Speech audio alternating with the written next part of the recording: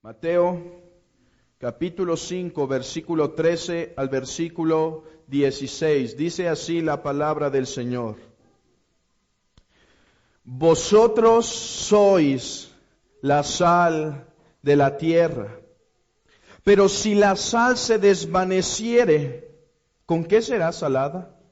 No sirve más para nada, sino para ser echada fuera y hollada por los hombres. Vosotros sois la luz del mundo. Una ciudad asentada sobre un monte no se puede esconder, ni se enciende una luz y se pone debajo de un almud, sino sobre el candelero, y alumbra a todos los que están en casa. Así alumbre vuestra luz delante de los hombres, para que vean vuestras buenas obras y glorifiquen a vuestro Padre que está en los cielos. Amén. Podemos sentarnos.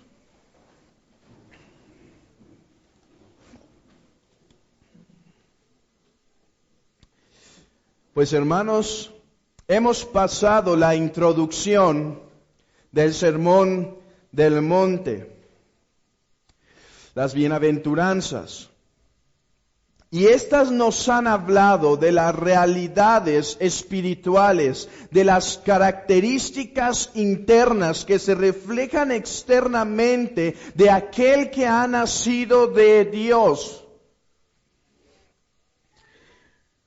Y ahora nuestro Señor Jesucristo procede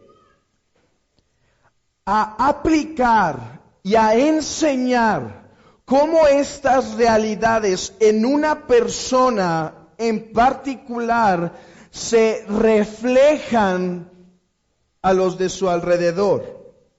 Es similar a lo que hace el apóstol Pedro en la primera epístola, en el capítulo 2, versículo 9, donde dice: mas vosotros sois linaje escogido. Primero les dice, vosotros sois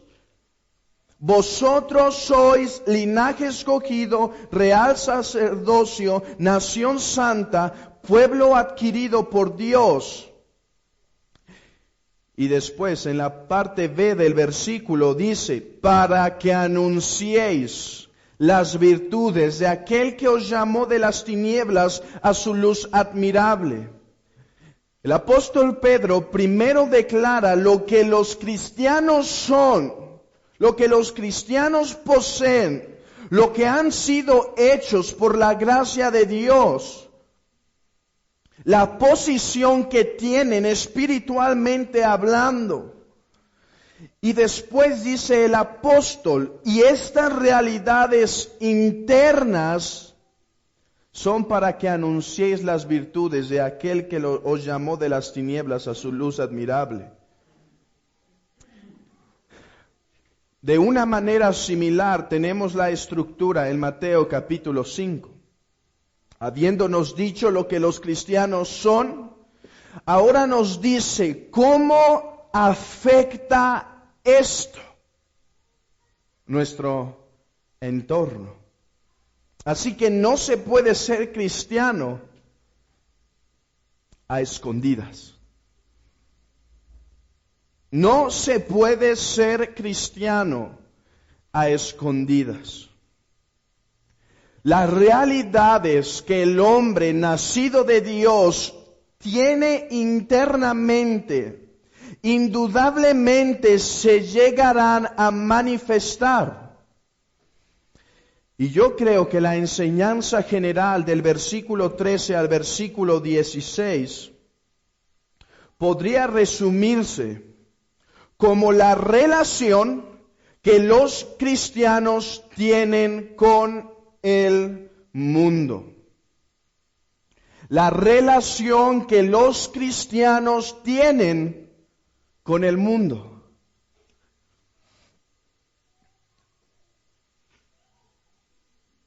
Ahora nuestro Señor Jesucristo nos dice cuál es, o responde a la pregunta. Hermano, ¿te has preguntado por qué no nos ha arrebatado?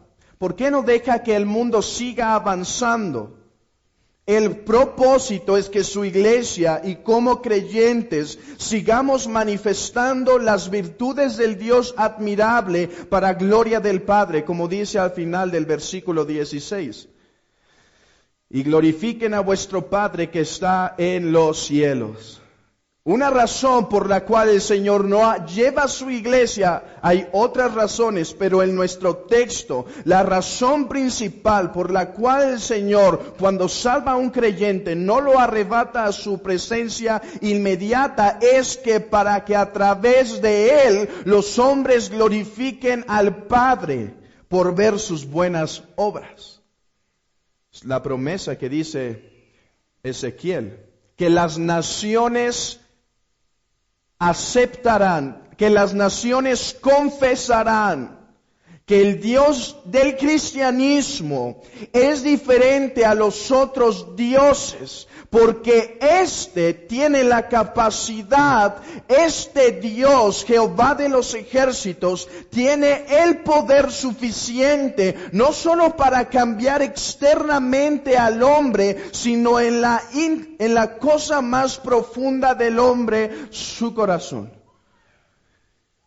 Poner nuevos afectos en él. ¿Cuál será la relación que este texto nos dice que el cristiano tiene con el mundo? ¿Cuál es la relación de las personas nacido de lo alto, nacido del Espíritu, nuevas criaturas que experimentan, hermanos, que deben tener con el mundo? ¿Cuál es la relación del cristiano con el mundo? Hermanos, esta pregunta tiene 2000 años de historia.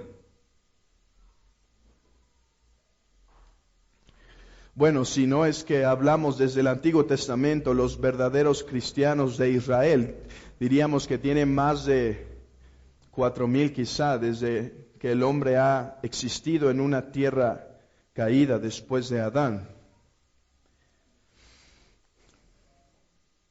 Pero específicamente esta pregunta en el nuevo pacto ha tenido suma importancia.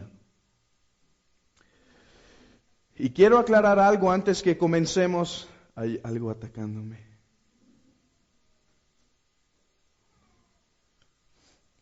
Y antes que comencemos, es importante aclarar, hermanos, que es un tema muy vasto y no vamos a tocar todas las vertientes que podríamos tocar. No pensamos, no proponemos que vamos a agotar el tema. Más bien nos vamos a concentrar en el texto.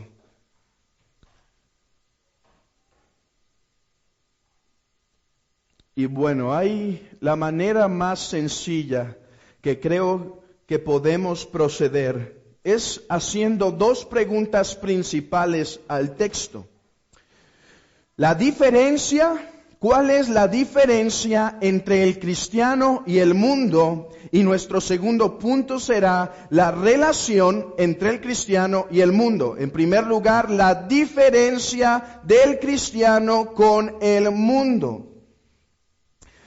En la preparación del sermón intenté hacer 3 puntos y decir la naturaleza del cristiano y la naturaleza del mundo. Pero es imposible, hermanos, al menos en este versículo, o imposible para mí, definir las características de cada uno sin relacionarlo con el otro. Para saber lo que el cristiano es importante saber lo que el mundo es. Y para saber lo que el mundo es indispensable saber lo que el cristiano es. Así que las diferencias entre el cristiano y el mundo, dice en el versículo 13, vosotros sois la sal de la tierra. No dice vosotros seréis o vosotros llegaréis a ser, vosotros sois la sal de la tierra. Y este texto, pequeña parte del texto, nos dice en primer lugar la característica del cristiano. El cristiano es sal. Pero podemos ver implícitamente en este versículo lo que el mundo es. ¿Por qué? Hermano, ¿qué implica cuando ves a un hombre con un gran yeso en uno de sus brazos, un tremendo yeso en su brazo? ¿Qué implica esto? Todos podríamos concluir que en un momento de su historia para atrás, hace algunos meses o unas semanas, este hombre sufrió una fractura, ¿verdad? De la misma manera, nuestro Señor Jesucristo usa dos objetos de la vida diaria que testifican de las características del cristiano y nos da a entender, por lo tanto, la situación del mundo. Así como el yeso implica una fractura, a menos que el yeso se ocupe para otras cosas, pero si se usa como normalmente se debe usar, el yeso implica que ese hombre ha sufrido una fractura. La sal, que nuestro Señor Jesucristo use la sal para decir lo que los cristianos son, implica que este mundo se encuentra en un estado de putrefacción, impureza e insipidez. El mundo no necesitaría sal si éste fuere perfecto, sin impureza y sabor. Pero Cristo dice que los cristianos son la sal de la tierra. ¿Qué entendieron los primeros receptores del mensaje cuando escucharon al Señor Jesús hablar de la sal de la tierra? En primer lugar, la sal en el contexto judío es un agente purificador. Vemos en Levítico 2:13 y dice: y sazonaréis con sal toda ofrenda que presentes, y no harás que falte jamás de tu ofrenda la sal del pacto de tu Dios. En toda ofrenda tuya ofrecerás sal. Y dice Andrew Bonar, citando este texto, sobre la sal, indica preservación y remoción de corrupción. Y es como si se dijese que el objeto ofrecido ha venido a ser purificado. Pensemos en Eliseo, cuando purifican las aguas que están sucias, ¿qué usa? Dice en 2 de Reyes 2:20 al 22, que usa sal para purificar las aguas sucias. Recordamos la analogía de Ezequiel 16, donde habla de Jerusalén, cómo la encontró Dios. Dice el texto, pueden acompañarme ahí, Ezequiel, en este largo y hermoso texto, el Señor Jesucristo habla de Jerusalén como de una mujer. Vemos al final del pasaje que habla de la redención, es lo que está hablando Ezequiel 16. Y vean conmigo, solo para tener en mente lo que la sal significa en la mente judía. Versículo 4, Ezequiel 16, versículo 4. Y en cuanto a tu nacimiento, el día que naciste, no fue cortado tu ombligo, ni fuiste lavada con aguas para limpiarte, ni salada con sal, ni fuiste envuelta con fajas. La sal en la cultura hebrea servía para purificar al recién nacido y quitar sus corrupciones. Y aún en el Nuevo Testamento, el Señor Jesucristo, cuando habla de sal, en Marcos 9:49,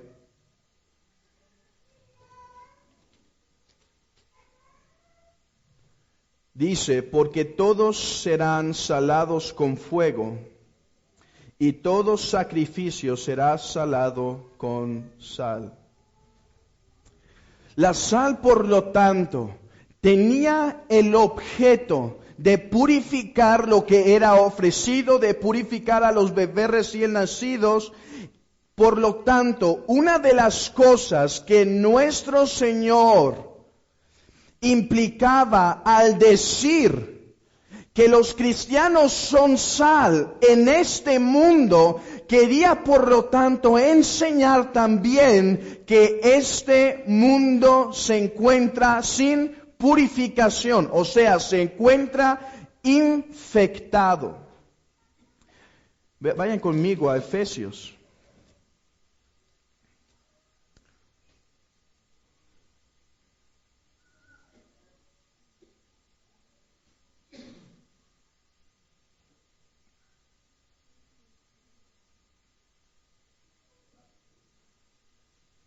Efesios 5:18.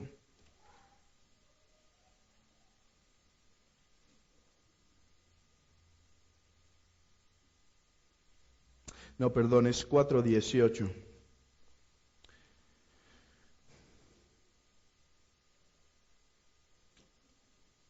Teniendo el entendimiento entenebrecido, ajenos de la vida de Dios, por la ignorancia que en ellos hay, por la dureza de su corazón, los cuales, después que perdieron toda sensibilidad, se entregaron a la lascivia para cometer con avidez toda clase de impureza.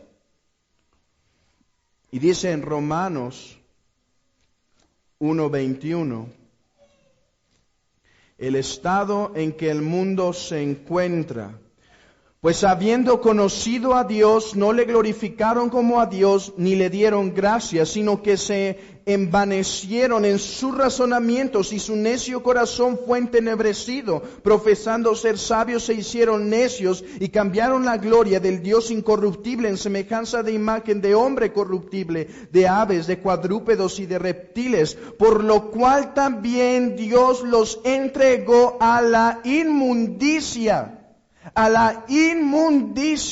en las concupiscencias de sus corazones, de modo que deshonraron entre sí sus propios cuerpos, ya que cambiaron la verdad de Dios por la mentira, honrando y dando culto a las criaturas antes que al Creador, en el cual es bendito por los siglos. Amén. Por esto Dios los entregó a pasiones vergonzosas, pues aún sus mujeres cambiaron el uso natural porque el que es contra naturaleza, y de igual modo también los hombres, dejando el uso natural de la mujer, se encendieron en su lascivia unos con otros, cometiendo hechos vergonzosos, hombres con hombres, y recibiendo en sí mismo la retribución debida a su extravío.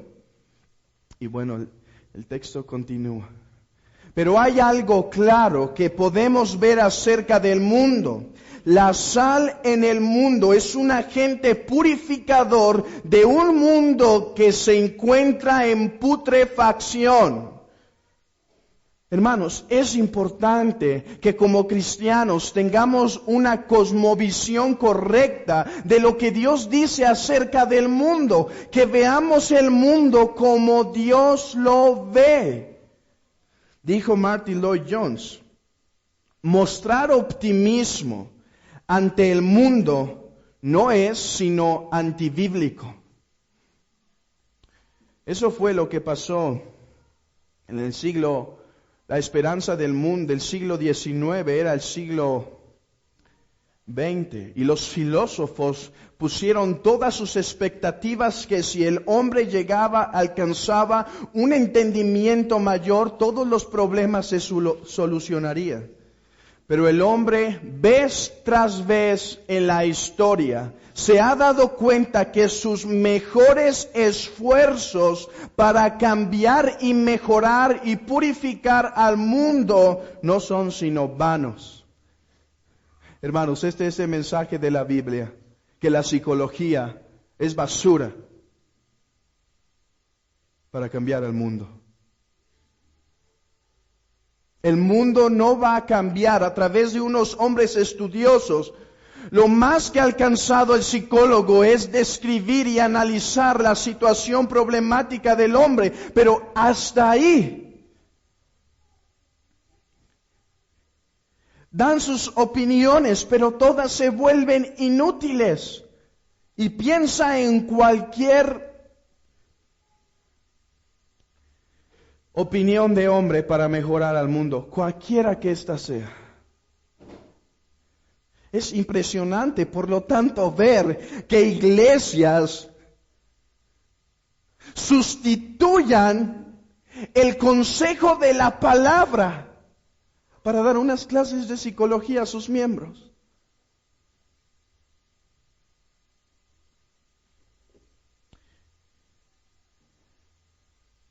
Es en contra de la palabra.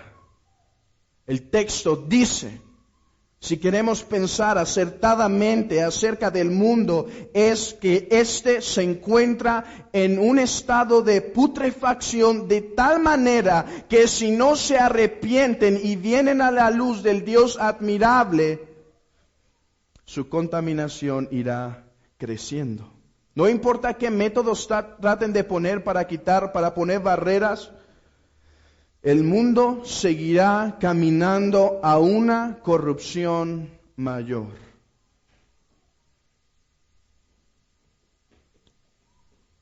Hermano, que esto ponga urgencia en tu corazón por orar por aquellos que no conocen al Señor. No te conformes, hermano, por decir en tu corazón, bueno, mi hijo no es tan malo.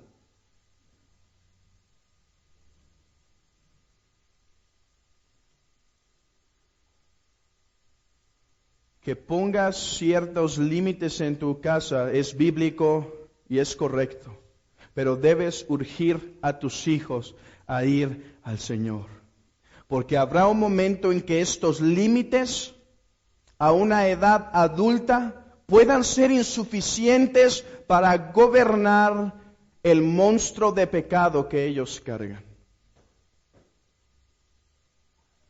Así que tú que vienes constante a la iglesia, o no importa que sea tu primera vez, debes saber esto.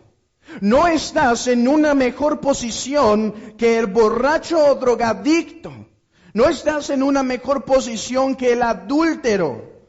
Te encuentras en un estado semejante. ¿Quién te asegura que mañana no serás un hombre que hable en contra de Dios? Quizá tú vienes aquí constantemente y dices, pues ni soy tan malo, pero tampoco quiero entregarme totalmente al Señor. ¿Quién dice que mañana no serás uno de aquellos que el Señor entregó a sus lascivias para hacer cosas que no convienen? A la inmundicia de su corazón. ¿Quién dice que no caerás en estos pecados? ¿Sabes cuál es la razón por la cual no eres un blasfemo ateo declarado? Es por la pura gracia de Dios que ha decidido estorbar. Pero no tientes al Señor tu Dios. No vaya a ser que decida dejarte a tu impureza. Y entonces seas como aquel hombre de peregrino. No me puedo arrepentir. ¿Y quieres? No quiero. Teme. Sí, debes temer al Señor. Moisés, aquel hombre, profeta que se para a sacar al pueblo de Israel, que intercede entre Dios y el hombre, dice de Dios, Jehová, terrible, terrible. ¿Quién dice que no vas a hacer en un momento y el Señor decida endurecer tu corazón, quitar su gracia y que tu corazón se vuelva como piedra y seas como Faraón, que Moisés va y dice, arrepiéntete, deja salir al pueblo? No voy a dejar. ¿Quién es Jehová? para que yo los deje ir. ¿Quién dice que no vas? Debes entender que estás en una situación peligrosa. Y dijo el Señor aún a los discípulos, ¿se sorprenden que estos galileos murieron de esta manera? Si no os arrepentís, vosotros pereceréis igualmente. Perecerás igualmente en el pozo del infierno donde Dios derrama su ira, no importa, de la misma manera, si no es que con un mayor grado de sufrimiento, si no te arrepientes. Las barreras externas que pones, los límites que pones, no te servirán nada delante del día del Señor. Terrible es ese día.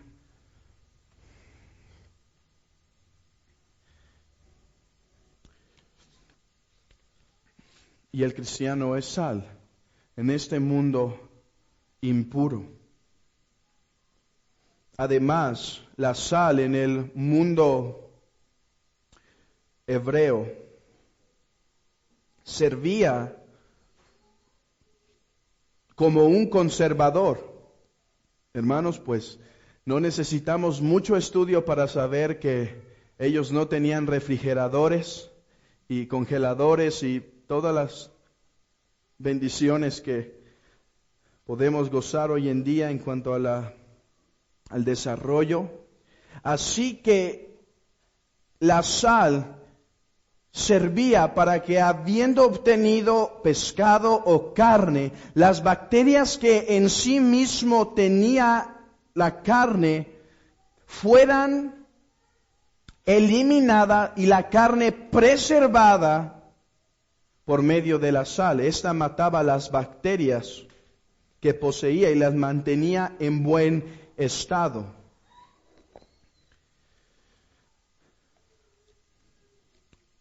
O sea que los cristianos en este mundo, esta declaración parece impresionante, pero es verdad. ¿Por qué el mundo no ha caído en un degenere total? Por causa que Dios mantiene a los cristianos aquí. Piensa en esto, hermano. ¿Qué pasó cuando dentro del mundo, en Génesis capítulo 6, solo había una familia cristiana dentro de toda la humanidad?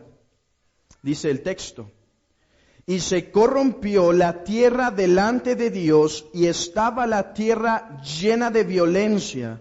Y miró Dios la tierra, y he aquí que estaba corrompida, porque toda carne había corrompido su camino sobre la tierra.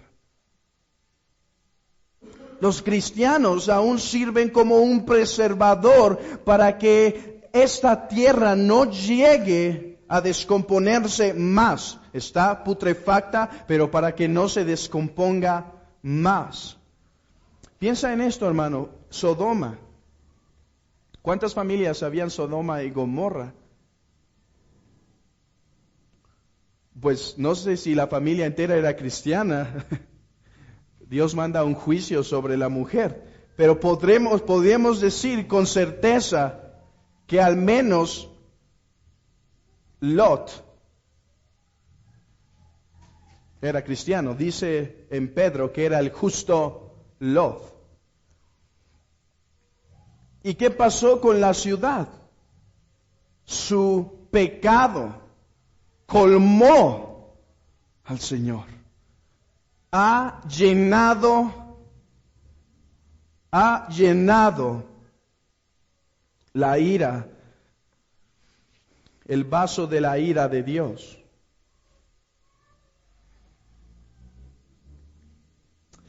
Y me pareció, estaba en mi mente en duda. En primer lugar, la tierra está putrefacta y la sal purifica.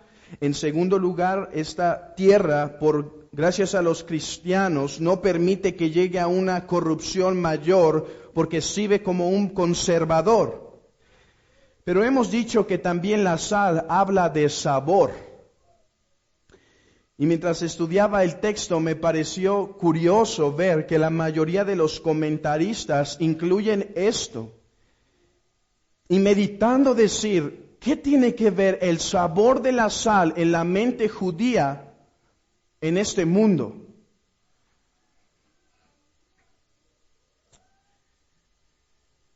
Y creo que es esto, hermanos. La sal hace que lo insípido tenga sabor. Job dice eso, hablando de la clara del huevo, en Job 6. Pero ¿qué es el punto aquí? No hay verdadera felicidad aparte del cristianismo. Sí, no hay verdadero deleite aparte del cristianismo. Yo sé que esto, joven, es contrario a lo que el mundo te enseña. El mundo te enseña que en las borracheras hay placer, que en las relaciones promiscuas hay placer, que en las drogas hay placer, que el apartarte y desobedecer a tus padres encuentras mucho placer, que en viajar y darte la vida como se te antoja encuentras placer. Pero es el verdadero cristiano que disfruta de este lugar. Hermanos, y quiero que vean por qué me convencí que esto es verdad. Vean el versículo 3 del capítulo 5 de Mateo. Bueno, tienen que ver a vista de general del 3 al 12. Digo al 11. ¿Cuál es la palabra común a todos? Bienaventurados, dichosos. Aquellos que tienen pleno gozo, bienaventurados. Tú que dices que has disfrutado el mundo, si no has venido a Cristo, te digo, no sabes nada de la verdadera plenitud de vida. Que hay paz para con Dios por medio del Señor Jesús. Y aunque es una paradoja que el que llora es el más feliz, es verdad en la presencia de Dios.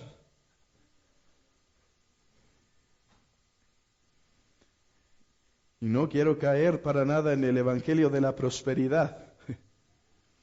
Que vas a ser muy feliz si vienes a Él. Sí, vas a ser muy feliz, en verdad. Aunque tengas que poner la cabeza en la guillotina, vas a ser muy feliz.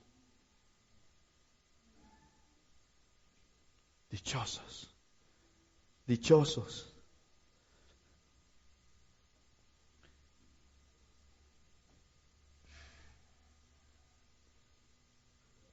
Pero además se nos dice que los cristianos son luz. ¿Y qué implica esto? No prendes una linterna, no prendes una luz, a menos que te encuentres en un lugar oscuro. Es un poco extraño que en la plenitud de las 12 del día, en el mero sol, alguien llegue a prender la luz para estudiar, cuando su ventana le da toda la luz. No se necesita luz, pero en un mundo de tinieblas, la luz es necesaria. Esto implica que el mundo se encuentra oscuro. Pero ¿qué podemos decir de la luz? En primer lugar dice en 1 de Juan 5:1 que Dios es luz. Él es Padre de las luces, según Santiago 1:17. Él habita en luz inaccesible, según 1 Timoteo 6:16. Se dice de Cristo, acompáñenme a Juan. Juan capítulo 1. ¿Qué se dice de Cristo? De Dios que es luz. ¿Y qué se dice de Él? Versículo 4.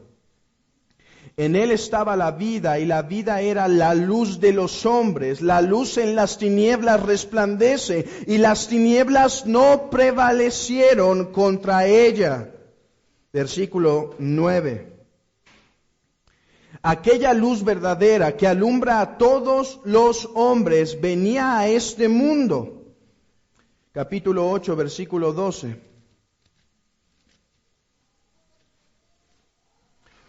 Otra vez Jesús les habló diciendo, yo soy la luz del mundo. El que me sigue no andará en tinieblas, sino que tendrá la luz de la vida.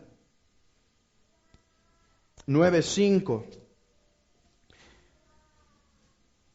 Entre tanto que estoy en el mundo, luz soy del mundo.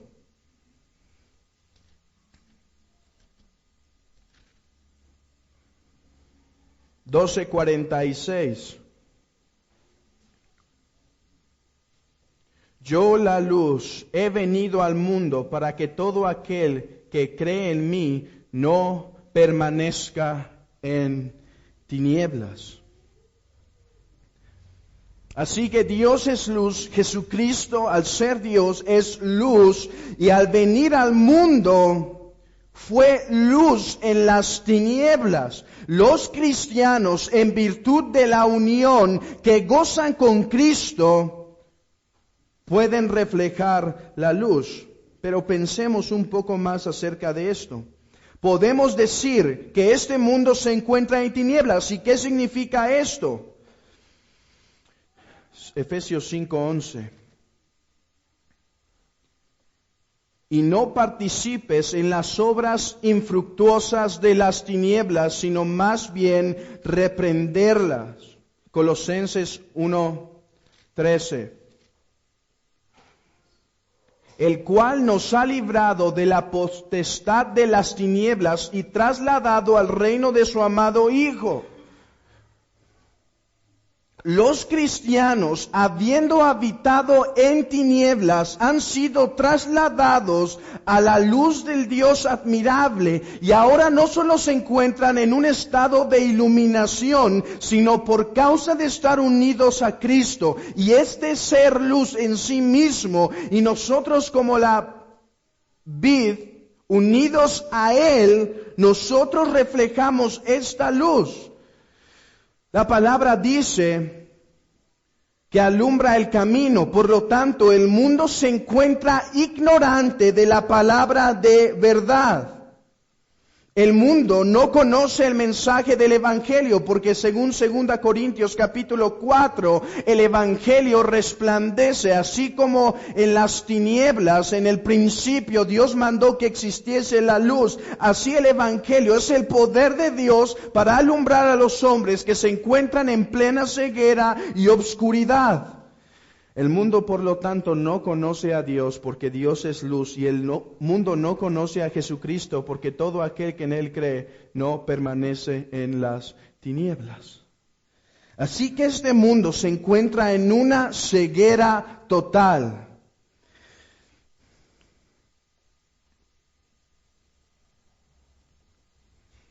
Hermanos, esto es impresionante. Los filósofos creen tener luz. Pero un recién nacido, el hombre más sencillo en su fe, el hombre más con menos letras, con menos educación. Vean, esto es lo que el Señor, lo que Pablo dice, que lo débil de Dios es lo más fuerte que lo poderoso de los hombres.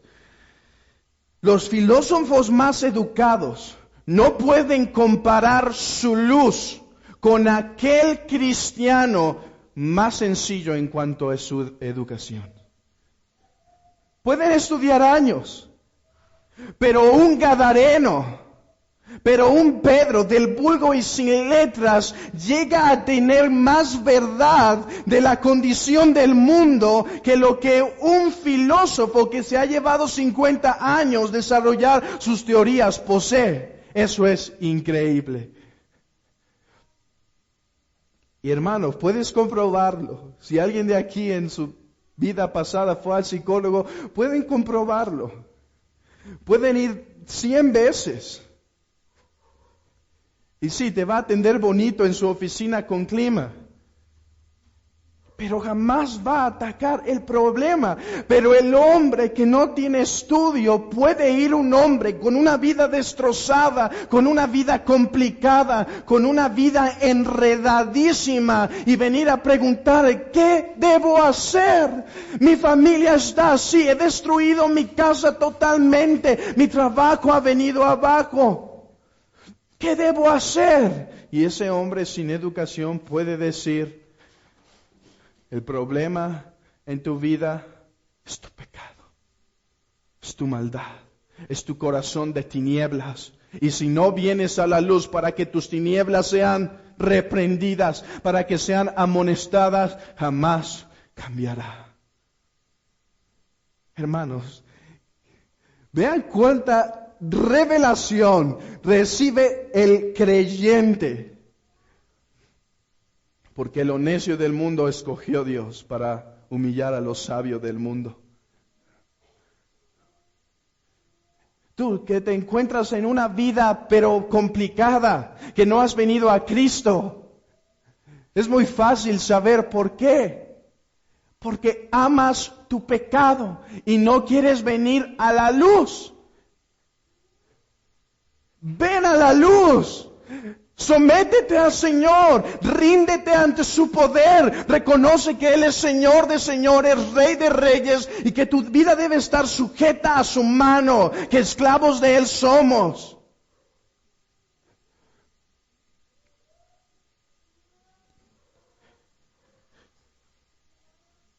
Hermanos, lo débil de Dios humilla lo poderoso del mundo. Esto es el evangelio, que los hombres es locura. Es locura para los que se pierden.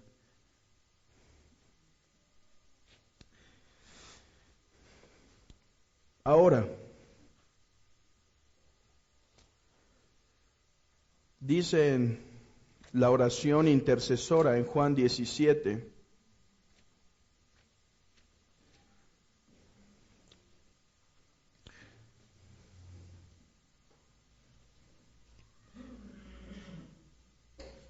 versículo 14. Juan 17, 14. Yo les he dado tu palabra y el mundo los aborreció porque no son del mundo, como tampoco yo soy del mundo.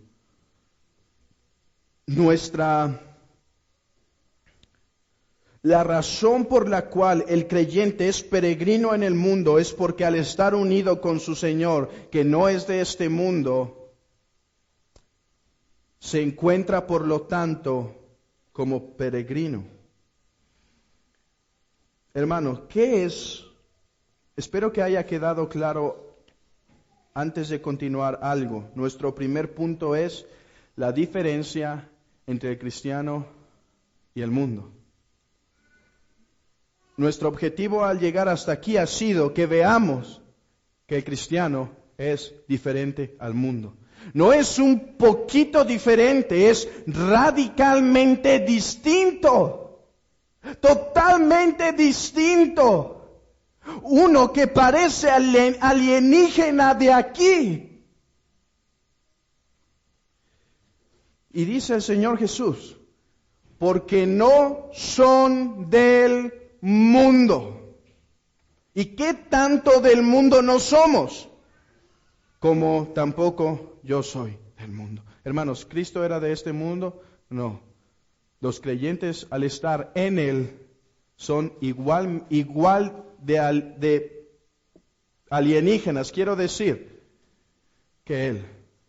Igual de diferentes y de distintos al mundo. Uso la palabra alienígena en su término específico, no estoy bromeando. Alienígena como alguien que es de otro lugar, fuera de.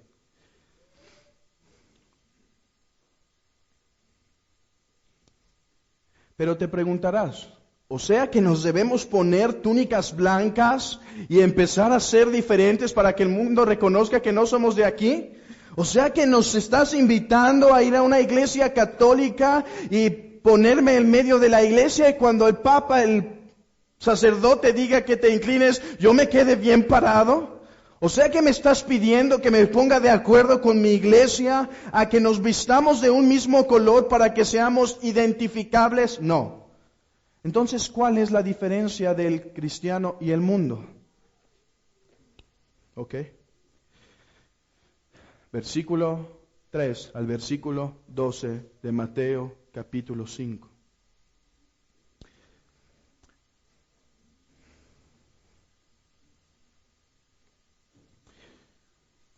Son diferentes, porque según el versículo 3 de Mateo 5, ellos no confían en sus propias fuerzas y métodos para su salvación, sino que dependen de ella y de toda su vida de Dios.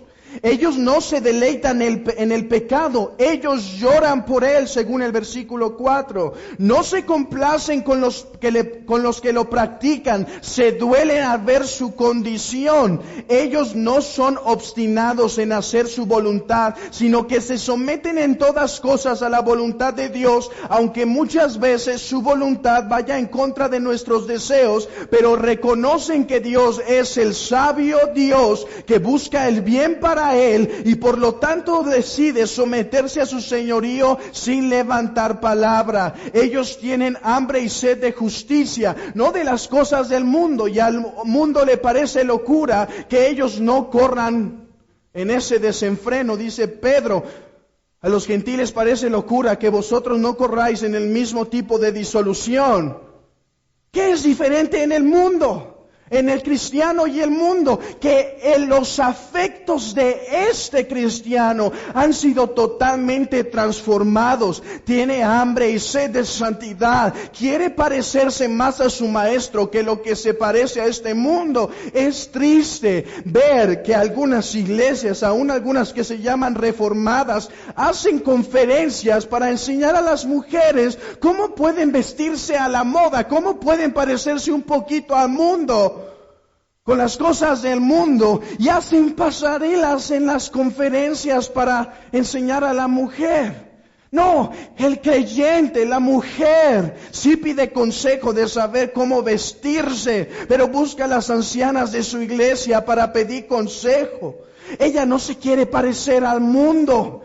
Ella quiere buscar la santidad, ella quiere honrar a su Dios con su vestido, ella no quiere llamar la atención de los hombres, quiere agradar a su único Señor. No está buscando cómo me puedo parecer más al mundo y ser cristiano, está buscando cómo me puedo parecer más bíblicamente a mi Señor. Detesta los pecados que Dios detesta, son misericordiosos con los otros, tienen un solo Señor en su corazón, no trabajan en su vida y en su escuela y en sus actividades para servirse a sus propios deseos, sino buscan someter todas las cosas al reino y de llevar todas las cosas para que el reino de Dios avance. No dicen sí a un Señor y sí a otro Señor, sino que niegan aún sus propios placeres con tal de someterse totalmente al Rey.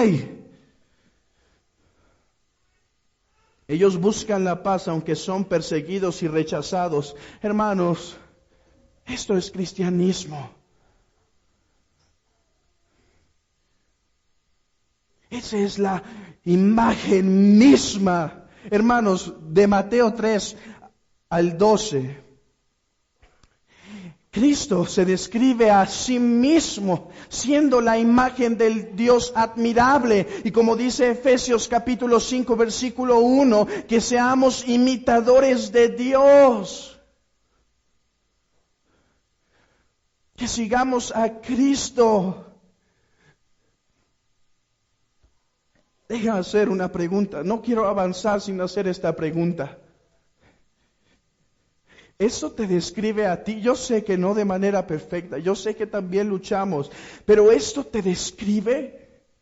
¿Qué es la diferencia en tu vida hoy en día? ¿Que antes eras arminiano y ahora eres calvinista? ¿Qué es la diferencia? Gloria a Dios por la sana doctrina, debemos amar la sana doctrina, debemos defenderla y poner nuestra vida por ella, profundizar, pero esto te habla de ti. O tu vida es tan parecida al mundo y no hay diferencia y tus amigos en la escuela ni se han enterado que eres cristiano. En tu trabajo ni se dan cuenta.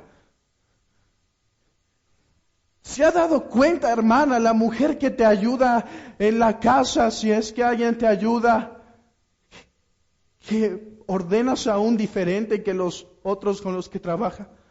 Que cuando no hace las cosas tan bien, no explotas como los otros y la humillas. En tu trabajo lo mismo.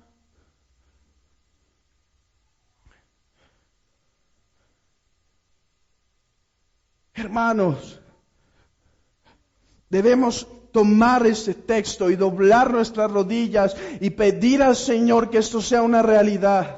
Que mis hijos vean que no confío en mí mismo y en mis planes tan excelentes para desarrollar su futuro. Que ellos vean que dependo del Señor. Que ellos vean que dependo de Él.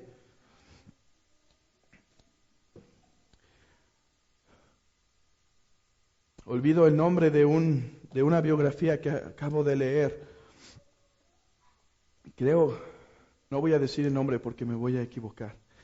Pero tuvo 11 hijos,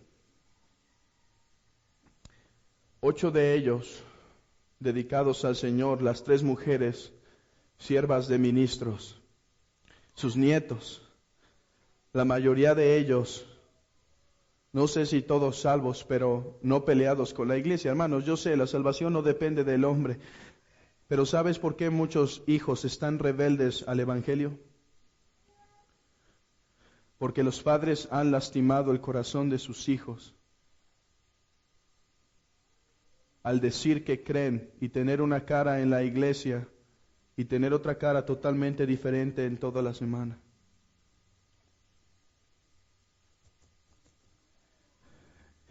Hermanos, que nuestra casa sea preservada por la sal que emanamos. Mientras más salados, mientras más a la imagen de Dios, más sal poseemos.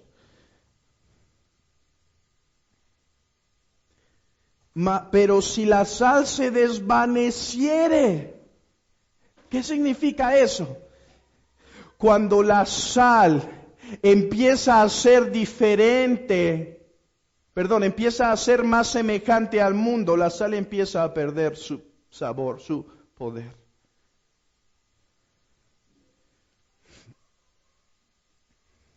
Hermano, quizá nadie se ha dado cuenta que eres cristiano. Bueno, quizá porque no eres cristiano.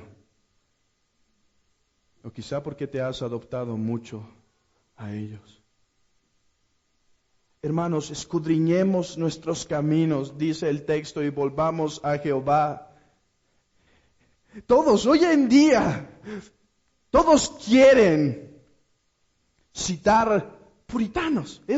Se ha vuelto una buena actividad, pero pocos quieren vivir como ellos.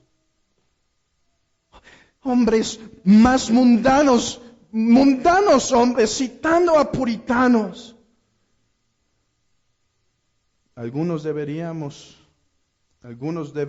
y nosotros también debemos, hermanos, aprender a imitar más bien sus disciplinas espirituales que sus palabras bien acomodadas.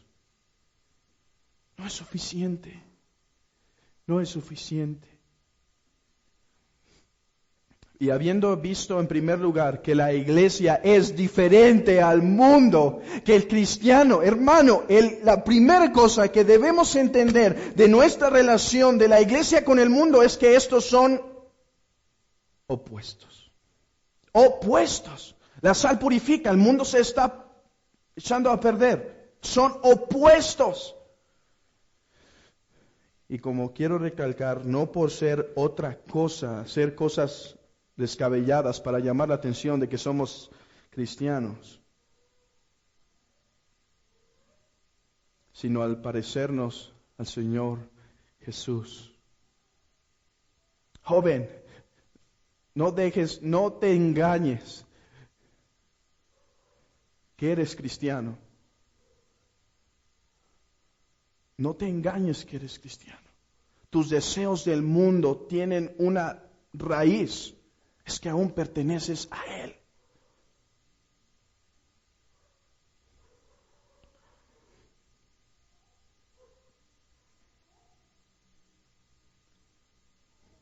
Que reconoces que Dios es uno, los demonios también. No te engañes, joven. Es mejor que vengas a entendimiento y a razón y te arrepientas y creas. Pero pasemos a nuestro segundo punto. La relación entre el cristiano y el mundo. Ya hemos visto la diferencia, ahora la relación. Y en primer lugar tenemos que ver cuáles son, históricamente hablando, los 3 más grandes errores en cuanto a la relación entre el cristiano y el mundo. De la primera ya hemos dicho algo. El primer error es mundanalidad. Algunos no alcanzan a ver que en primer lugar el cristiano es diferente al mundo y tratan de desarrollar métodos para parecerse al mundo sin perder su sabor, pero eso es imposible. En el momento que el cristiano empieza a parecerse al mundo, ésta empieza a desvanecerse. Hermanos, y quiero decir algo una y otra vez para que el Señor nos dé discernimiento. Aún los reformados están haciendo esto. Es algo que duele y es algo que impresiona, pero es verdad. Aún los reformados están desarrollando de hacer muchas cosas, presentar shows en la iglesia, conciertos espeluznantes, con tal de adoptar su música y su alabanza al género del mundo, claro, con buena teología. Pero en el momento que el cristiano empieza a imitar al mundo para ganar al mundo, empieza a perder su sabor. Y ahora, ¿qué debe hacer la sal? Mientras más concentrada, más sala. Mientras más a la imagen de Cristo, más potente. Mientras más parecido al mundo, más se desvanece. Así que su plan se vuelve contrario. ¿Sí? ¿Podemos ver eso? Quieren ganar al mundo, pero en vez de imitar más a su Señor, empiezan a imitar a ellos. ¿Y qué pasa en ese momento? Su fuerza y poder empieza a disminuir.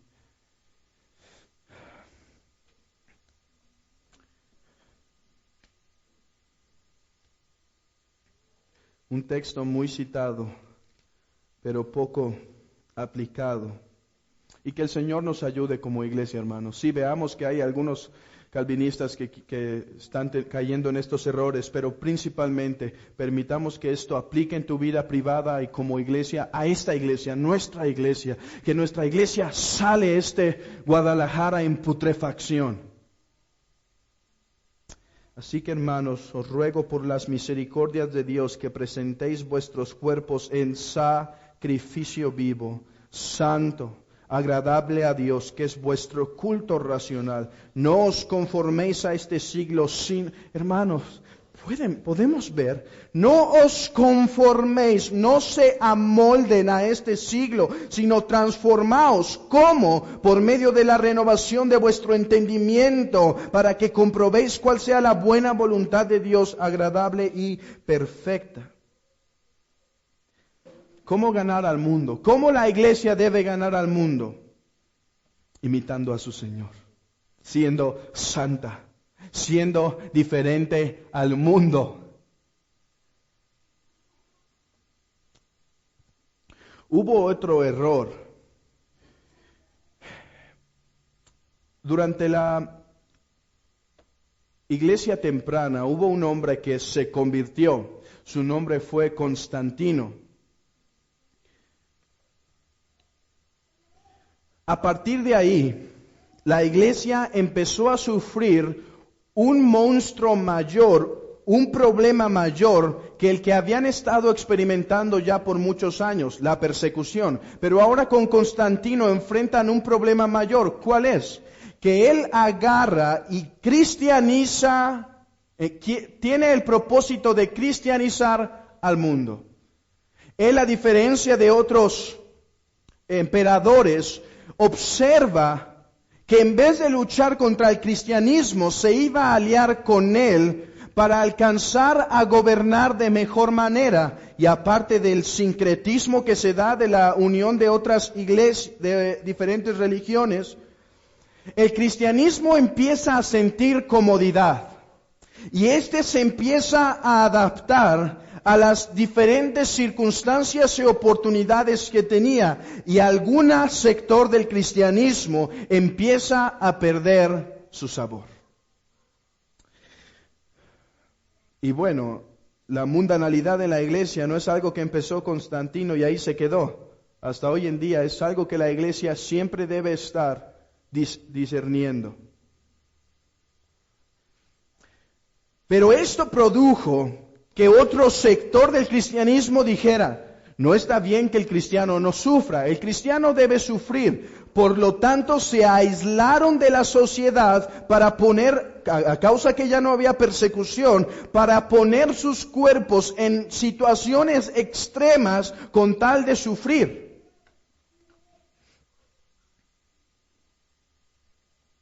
Eso se llama el monasticismo, de lo que vemos mucho en la edad de las tinieblas, la época medieval. Pero vemos que esta postura es incorrecta. ¿Por qué? Porque según nuestro Señor Jesucristo, la sal tiene contacto con la tierra. Y vean Juan, si todavía están en Juan 17,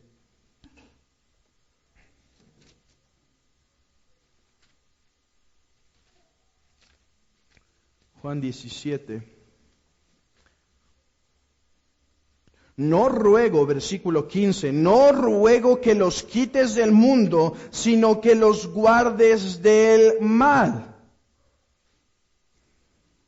Así que el monasticismo, aunque quizá con un corazón sincero, fue una respuesta extremista a la situación de la iglesia por la llegada de Constantino. Pero hubo otro error y nuevamente podemos acudir a Constantino, que es una dependencia y una confusión entre iglesia y Estado o Estado e iglesia.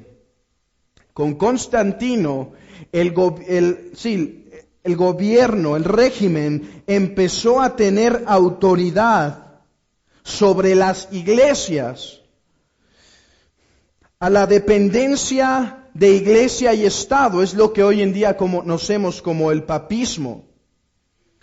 Y lo que es Estado e iglesia es llamado, cuando el Estado gobierna la iglesia, es erasticismo. Pero nosotros vemos, por otro lado, que hay una clara diferencia entre lo que es la iglesia y el Estado, que son dos autoridades diferentes que Dios ha establecido. Y teniendo estos tres errores en cuenta, ahora vamos a meditar para finalizar un poco en cuál es la relación correcta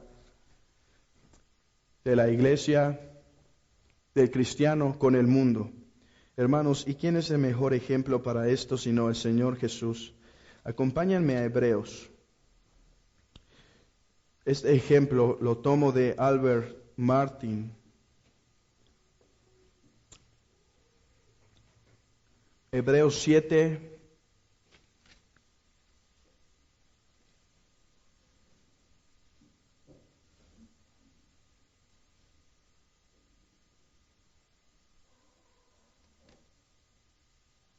(26)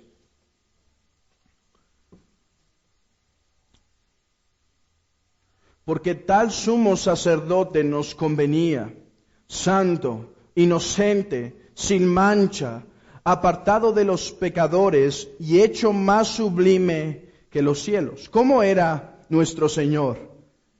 santo, inocente, sin mancha, apartado de los pecadores. Ahora acompáñenme a Mateo.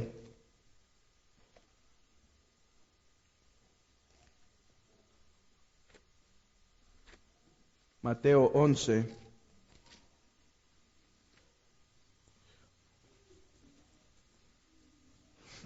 Versículo 19.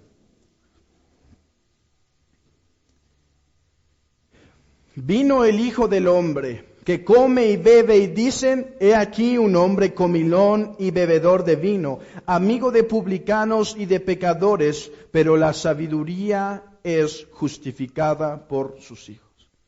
¿Qué nos dijo Hebreos 7:26? Que Cristo era apartado de los pecadores. ¿Qué nos dice Mateo 11:19? Amigo de publicanos y de pecadores. Hermanos, nuestro Señor vivió de tal manera en la tierra que no se contaminó de las corrupciones que aquí había, sino que permaneció en un estado santo, en un estado sin pecado, sin dejar ser sal y luz de la tierra, sin dejar de afectar en la manera positiva, de afectar al entorno en el cual vivía. Vosotros sois la luz del mundo. Una ciudad asentada sobre un monte no se puede esconder. El Señor Jesucristo viene y su luz no podía ser ocultada. El Señor Jesucristo es sal y luz de la tierra, la verdadera sal y la verdadera luz, de donde nosotros tomamos nuestra salidificación y nuestra iluminación para alumbrar a otros. Así que no solo debemos reflejar las virtudes del Dios admirable, sino debemos tomar el ejemplo de nuestro Señor para llevarlas a cabo en demostración.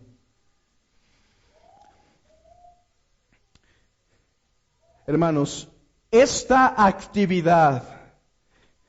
para esta actividad de relacionarnos con los incrédulos, y no solo el Señor Jesucristo habla de esto, también es 1 Corintios 5:11, que dice, cuando está diciendo que no se junten con los borrachos, con los adúlteros,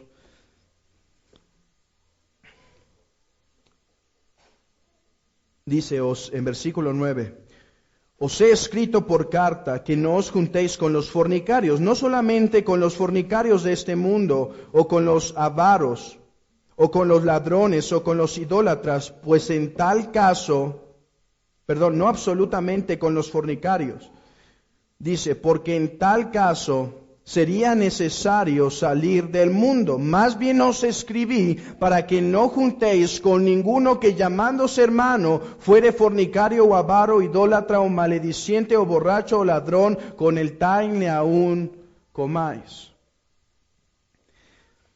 No hemos sido llamados, yo sé que muchos quizá nos hemos imaginado y hemos deseado comprar una gran hectárea en algún lugar e irnos a vivir todos ahí y pasar un buen tiempo y juntarnos diario para leer la palabra, pero hermanos, es un pensamiento que debemos renovar según Romanos 12 porque es antibíblico. Suena bonito, pero no es la voluntad de Dios para nuestras vidas, al menos no hasta ahora. En un momento habitaremos con Él y no nos separaremos del Señor y de su luz. Pero en este momento no es la voluntad de Dios que los cristianos se aparten de la sociedad para hacer comunidades. Muchos lo han intentado. ¿Y saben qué ha pasado a lo largo tiempo? Se ha corrompido. Porque no es la voluntad de Dios y Dios no va a respaldar algo que no es su voluntad. Por lo tanto, el cristiano debe aprender a vivir entre la tensión de apartarse del mundo y de contagiarlo de su sal. Esto debe ser, hermanos, sé que es difícil, esto debe ser y solo será logrado a través de la oración y la constante meditación de la palabra.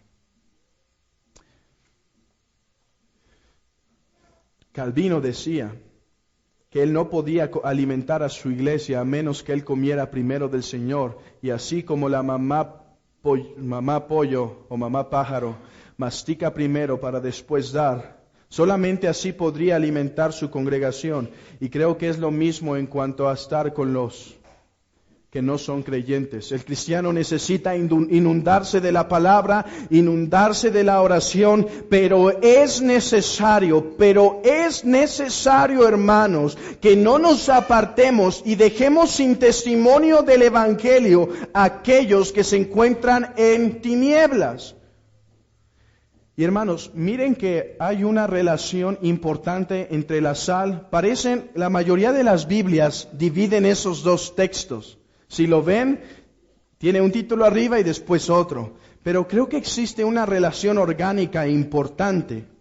La sal es un agente que es reconocido no porque brilla ni por ninguna otra cosa, sino podríamos decir por el testimonio.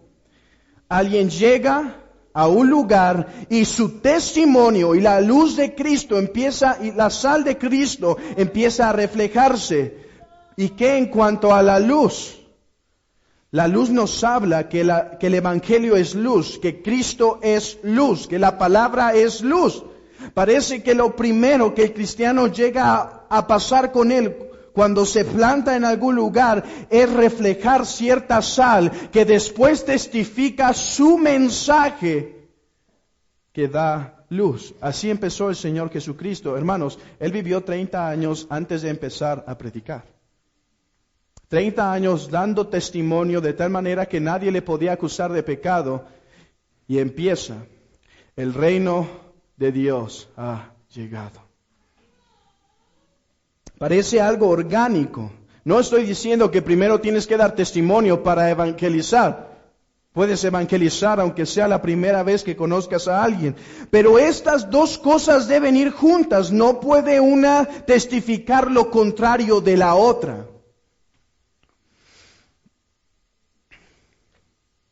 Así que, hermanos, no hay 15 pasos para hacer sal y luz en tu colonia, en tu casa, en tu trabajo, en tu escuela. No hay 15 pasos. Esto solo es alcanzado cuando caminamos en el camino angosto del ejemplo de nuestro Señor Jesucristo. Pero es importante, hermanos, y quiero aclarar que no debemos dejar sin testimonio por apartarnos del mundo. Algunos justifican su cobardía con apartarse del mundo. El cristiano debe ser valiente para testificar la luz que ha obtenido del Evangelio. ¿Y qué en cuanto a la iglesia y el Estado? En Romanos capítulo 13... muchas iglesias o supuestas iglesias han cometido errores garrafales por no entender el principio que Dios ha instituido el gobierno como una autoridad en la tierra. Romanos 13:1. Sométase toda persona a las autoridades superiores, porque no hay autoridad sino de parte de Dios, y las que hay por Dios han sido establecidas. De modo que quien se opone a la autoridad o a lo establecido por Dios resiste, y los que resisten acarrean condenación para sí mismo. Porque los magistrados no están para infundir temor a los que hacen bien, sino al malo. ¿Quieres pues no temer la autoridad? Haz lo bueno y tendrás alabanza de ella, etc. Debemos reconocer, hermanos, esto creo que sería un tema de una hora solito. Pero debemos reconocer este principio. La autoridad ha sido puesta por Dios y debemos como cristianos someternos a ella. Hermanos, aquí hay algo importante.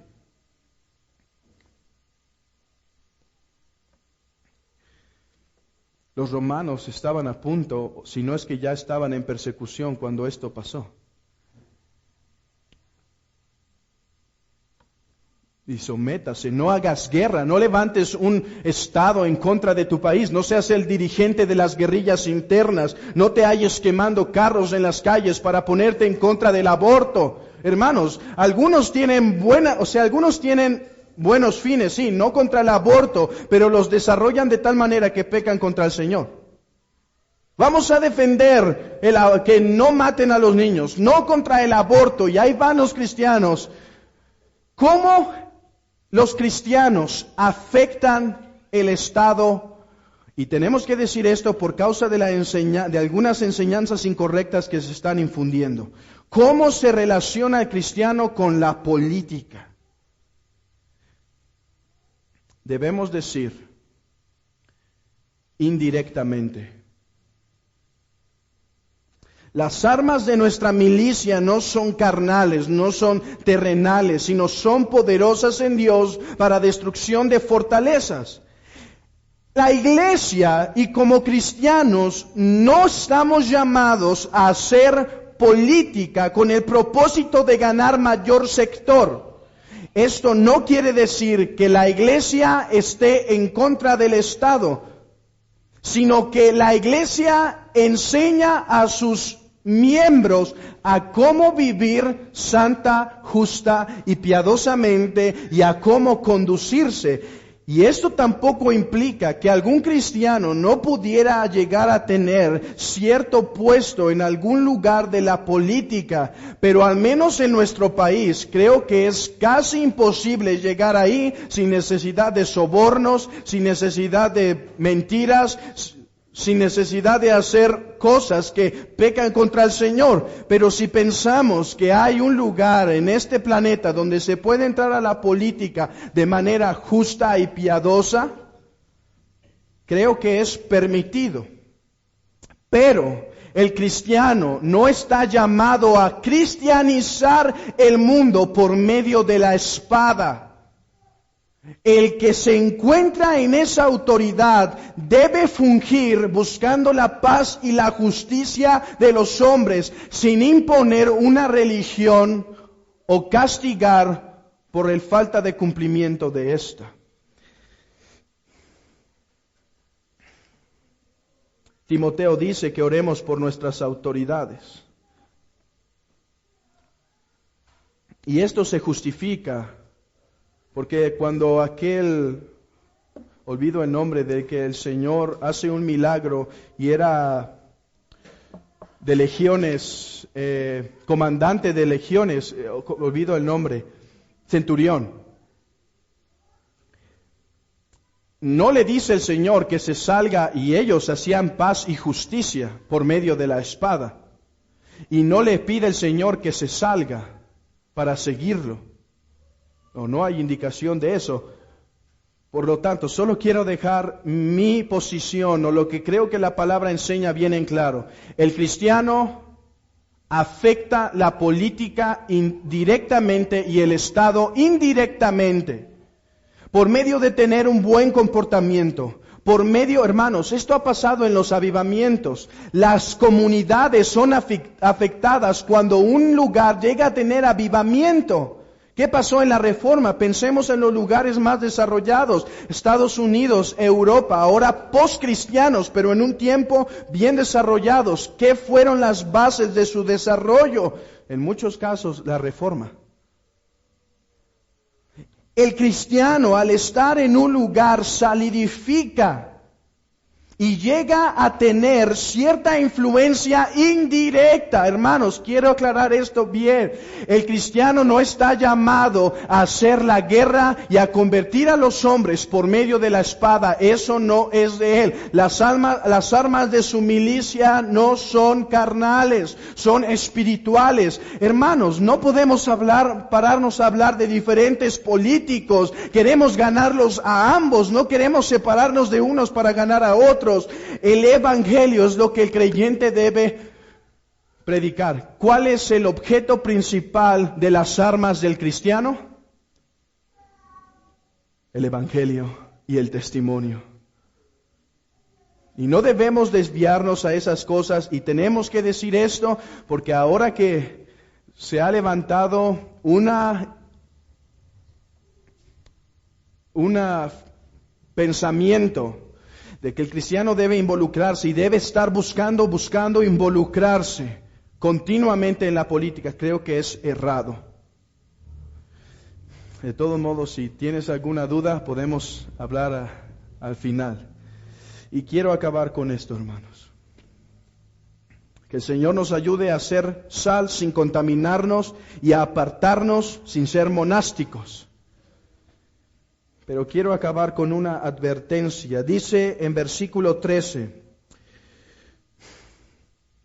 pero si la sal se desvaneciere, ¿con qué será salada? No sirve más para nada, sino para ser echada fuera y hollada por los hombres. Vosotros sois la luz del mundo. Una ciudad asentada sobre un monte no se puede esconder. Es ilógico. Hay una ciudad puesta en un monte, no puede ser escondida. Todos verán su luz. Ni se enciende una luz y se pone debajo de un almud, sino sobre el candelero y alumbra a todos los hombres que están en la casa. Así alumbre vuestra luz delante de los hombres, para que vean vuestras buenas obras y glorifiquen a vuestro Padre que está en los cielos. Dos exhortaciones a ti, hermano. Debemos tener diligencia de no apartarnos tanto del mundo, de tal manera que perdamos influencia positiva de nuestro Señor Jesucristo y del Evangelio allí. Pero debemos tener cuidado también en lo que dice explícitamente el texto, de desvanecer nuestra sal al imitar más al mundo que a Cristo. Hermanos, y como he dicho, solo con oración y sumergirnos en la palabra, esto es posible hacer. Es una tensión fuerte. Que el Señor nos ayude, hermanos, y espero que este texto haya servido para decirnos la clara diferencia entre el cristiano y el mundo, pero la relación que existe también entre ellos dos. Pero a ti, casi cristiano, John Wesley tiene un sermón que se habla del casi cristiano. Y aunque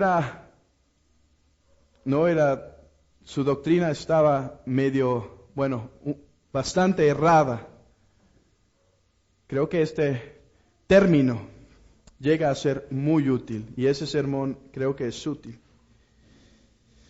Y habla a aquellos que ni están en el mundo, ni se han rendido totalmente al señorío de Cristo, los casi cristianos. Por poco, está basado en el texto de Hechos, por poco me persuades a ser cristiano. Esa posición del casi cristiano es la situación más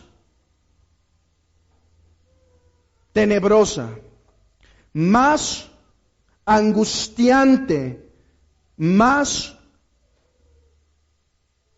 miserable que algún hombre podría estar. Así que te estoy hablando a ti, que ni estás en el mundo, ni te has rendido al Señor. La sal, cuando se desvanece y pierde su sabor, ha dejado de ser sal. Y dice el texto, no sirve más para nada, sino para ser echada fuera y hollada por los hombres. No sirve, es inútil.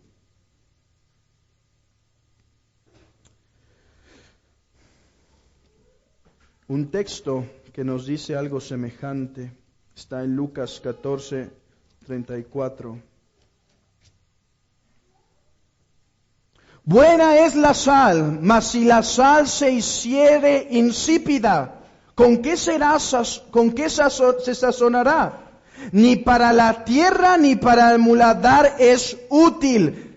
La arrojan fuera. El que tiene oídos para oír, oiga. Apocalipsis 3:15.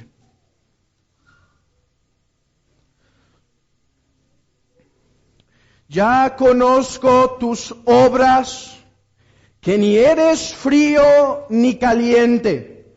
Ojalá fueses frío o caliente, pero por cuanto eres tibio y no frío ni caliente, te vomitaré de mi boca.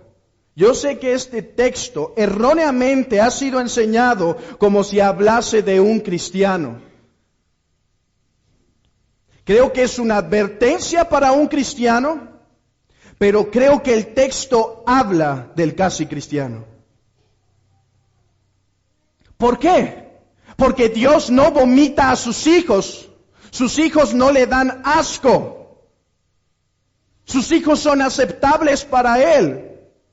Y dice en las cartas, yo le daré al que venciere, yo le daré. Y los cristianos vencen porque Él ha vencido. Pero al casi cristiano dice, ni eres frío ni eres caliente, por tanto te vomito de mi boca. Al impío condenará Dios, pero este texto demuestra que Dios tiene un aborrecimiento especial para que se queda en la tibieza.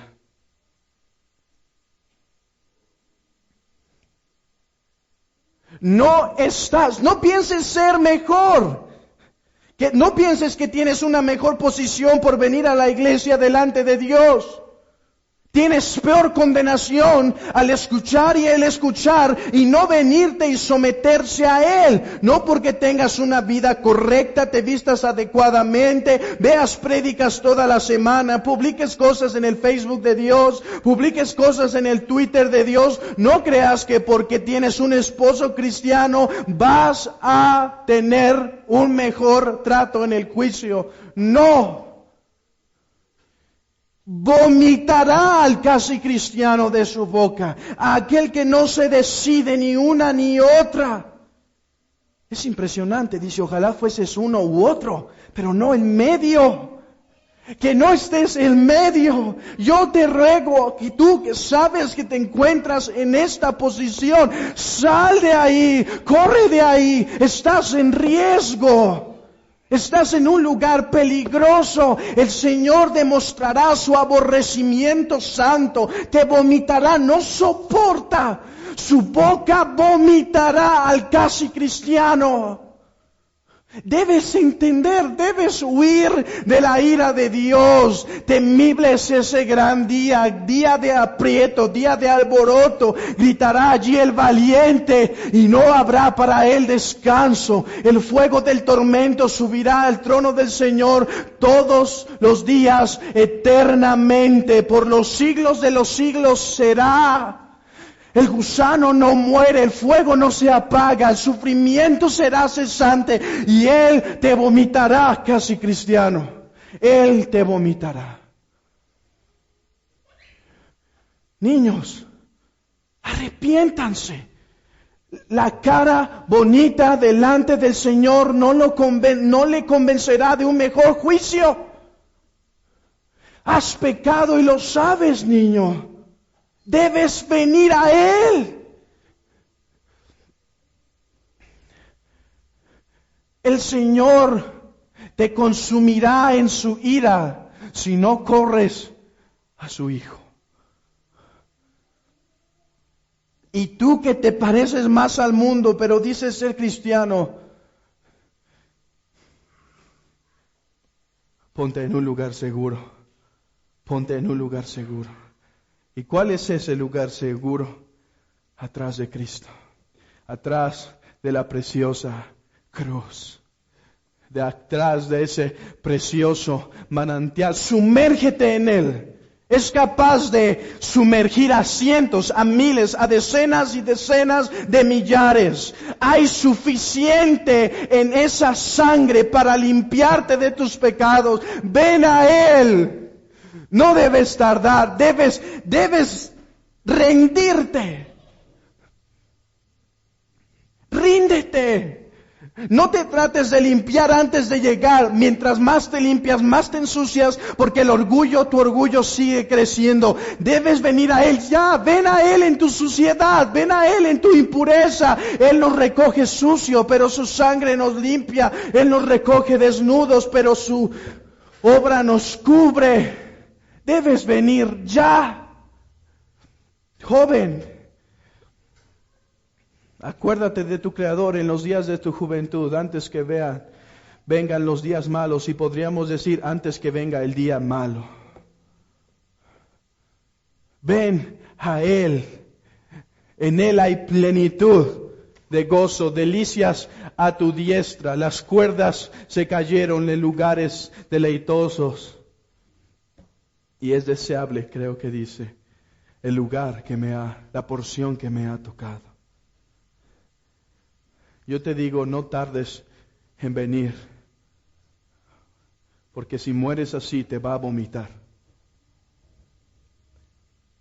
Amén.